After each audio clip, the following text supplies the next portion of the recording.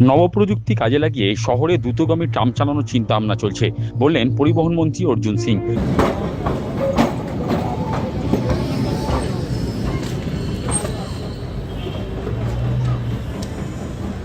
নতুন প্রযুক্তি কাজে লাগিয়ে শহরে দ্রুতগামী ট্রাম চালানোর চিন্তা ভাবনা চলছে। রবিবার সংবাদ মাধ্যমের মুখোমুখি হয়ে এমনটাই জানালেন রাজ্যের পরিবহন ও শ্রমমন্ত্রী অর্জুন সিং। তিনি বলেন, ইতিমধ্যেই 50টি ইলেকট্রিক বাস এসে গেছে, এখন চার্জিং পয়েন্ট করা হচ্ছে। আশা করছি খুব শীঘ্রই যে কোনো একটি রুটে চালু করা হবে। ইলেকট্রিক বাস অলরেডি এসে গেছে, আমরা চার্জিং পয়েন্ট বসানো হচ্ছে। আমাদের সরকার কদিন এসছে ভাই, গাড়ি কে চার্জিং বসানো কাজ অলরেডি কমপ্লিটের দিকে, হয়তো 21 তারিখে বা 20 তারিখে একটা চালু হবে, একটা রুট তো চালু হবেই, আমাদের চেষ্টা যেরকম আছে। হ্যাঁ, এখন শহরের মধ্যেই চলবে, চার্জিং পয়েন্ট তো সব জায়গায় বানাতে হবে, তাহলেই তো চলবে।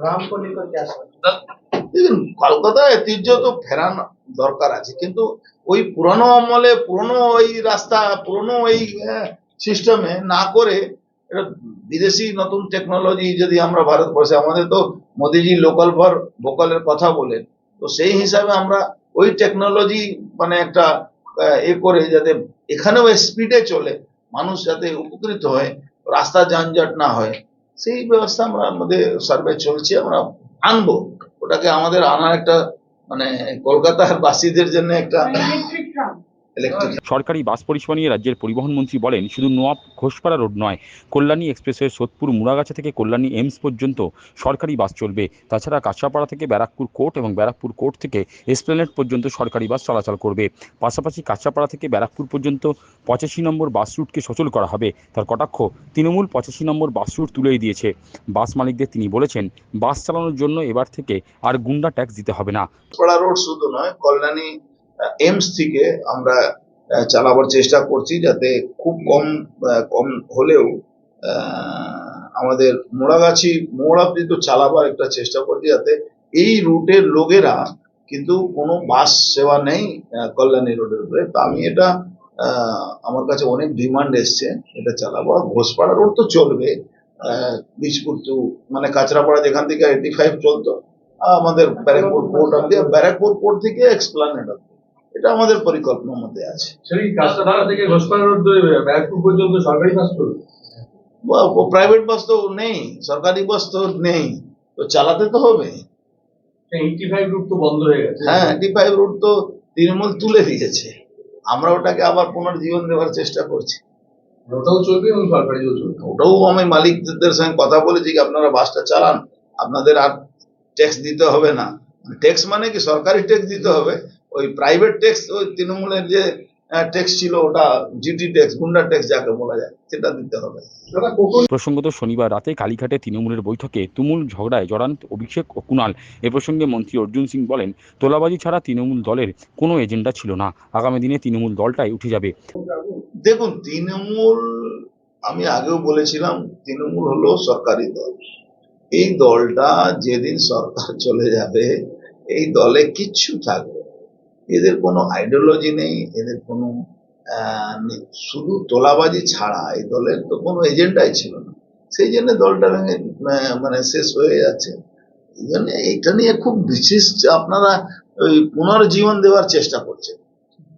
প্রসঙ্গত, সাংসদ সৌগত রায় বলেছেন, বিজেপির অপারেশন লোটাসের ফাঁদে পা দিয়েছেন সুদীপ বন্দ্যোপাধ্যায়। এ বিষয়ে পরিবহন মন্ত্রী বলেন, সুদীপ বন্দ্যোপাধ্যায় সিনিয়র লিডার, উনি খুব কম কথা বলেন, কিন্তু সৌগত রায় ভাট কথা বলেন। যিনি অপারেশন লোটাসের কথা বলছেন, দেখবেন উনিও একদিন লোটাসে ঢুকে পড়বেন। অপারেশন আমি এটা বিশ্বাস করি না। সুদীপ ব্যানার্জি খুব সিনিয়র লিডার, সুদীপ ব্যানার্জি খুব কম কথা বলেন, আর সৌগত রায় ভাট কথা বলেন। এবার সৌগত রায় কবে এই অপারেশন লোটাস নাম দিয়েছেন, কবে আবার লোটাসের মধ্যে উনি চলে আসবেন, এটা সৌগত রায়ের কোনো ঠিক আছে? সৌগত রায় তো মানে কবে কি বলেন সৌগত রায় নিজেও জানেন। পার্থভৌমিক ইস্যুতে নোয়াপাড়ার বিধায়ক অর্জুন সিং বলেন, পার্থভৌমিক তৃণমূলের বিক্ষুব্ধ দলে আছেন। তৃণমূলকে যারা শেষ করার চেষ্টা করছেন তাদের সঙ্গে তার কোনো সমস্যা নেই। তার কথায়, তৃণমূলকে যারা শেষ করবে তারা তারই বন্ধু, আর যারা তৃণমূলের সঙ্গে আছেন তারা তার শত্রু। बीजेपी में नहीं आया भाई, पार्थभौमिक जो विक्षुब्ध दल है उसमें आ गया है। अगर विक्षुब्ध दल तृणमूल को शेष कर रहा है तो हमको पार्थभूमि से कौन पार्थभूमि का यार, हमको क्या प्रॉब्लम है पार्थभूमि से? तृणमूल को शेष करने वाला हर आदमी से मेरा कोई प्रॉब्लम नहीं है, और जो तृणमूल में है उससे मेरा प्रॉब्लम है। है ही नहीं। वही तो बोल रहा है भाई, उसको शेष करने में जिसका कंट्रीब्यूशन है मेरा कोई प्रॉब्लम नहीं है। सर काल मदन मित्र के पॉलिटिक्स में कोई किसी से प्रॉब्लम नहीं होता है, पॉलिटिक्स में प्रॉब्लम आप लोग कराता है। सब कुछ समाप्त। सर काल मदन मित्र भाई हम के- तो पहले दिन बोलता है, जो तृणमूल को ध्वंस करेगा वो मेरा दोस्त है, और जो तृणमूल के साथ है वो मेरा दुश्मन है, सीधा बात है। অভিষেক ব্যানার্জিকে নিয়ে তার কটাক্ষ দেখ কেমন লাগে। देखिए अभिषेक बनर्जी के लिए एक स्लोगन बहुत बढ़िया है, देख के मन लगे। मैं तो माने क्या बोला जाए।